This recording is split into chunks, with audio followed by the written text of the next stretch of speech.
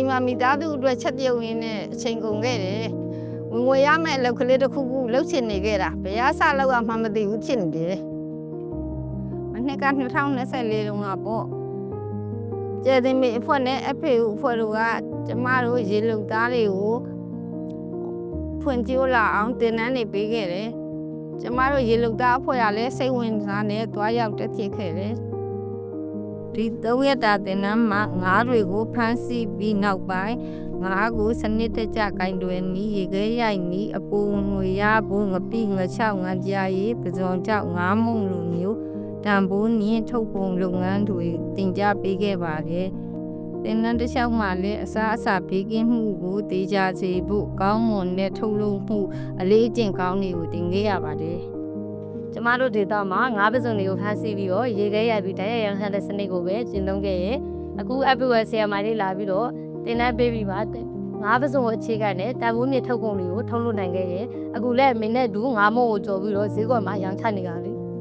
ကျမတို့ငါးမုံကိုလုံမယ်လို့စိတ်ကူးထားတယ်အိမ်ရောက်တာနဲ့အိမ်သားတွေကငါးဖမ်းလာတယ်ငါးဖမ်းလာတဲ့ငါးကိုကျမတို့သားမိတွေကရေစစ်တန့်စင်ပြီးတော့ရေခဲပုံးထဲကိုခဏထည့်ထားတယ်ထည့်ထားပြီးမှကျမတို့ငါးကိုထုတ်ကင်တယ်ချစ်ပြီးတာနဲ့ဒီငါးမုံကိုစတင်လုပ်တယ်ပါဝင်ပစ္စည်းတွေနဲ့အကုန်လုံးရောနေတယ်ပေါ့နေပြီးတော့မှစတင်လုပ်ဖြစ်တယ်ကိုလုပ်တဲ့မုံကိုရွာသားတွေကတန်ရှင်းလက်ဆက်တဲ့အတွက်ဝယ်စားကြတယ်ကျောင်းဆေးမှလည်းရောင်းတယ်ရွာထဲမှလည်းရောင်းတယ်အဲကိုကမုံကို300ထန်လေးရောင်းတယ်900ထန်လေးရောင်းတယ်အားလုံးကဝယ်စားကြတယ်ကြီးရမိုးကျော်ကလက်ဆက်ကြော်ထားတဲ့ကလေးတော့ကိုကျွေးတာပါ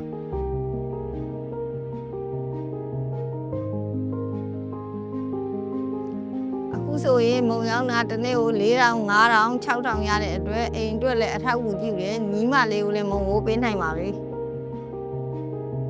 ကျွာမှာကျမတက်လာတဲ့ငါးမုံလုပ်ငန်းကနေပြီးတော့ငပိငချောက်လုပ်ငန်းကျွာမိန်းကလေးတွေကိုပြန်လဲပြီးတော့တင် ကြားဖြစ်တယ်ជីကဒီရွာမှာပထမဆုံးငါးမုံလောက်တာជីရှိမှာအားကြလို့ငါးမုံလုံနီးလာတင်တာကျမငါးမုံဒီနောက်ဆို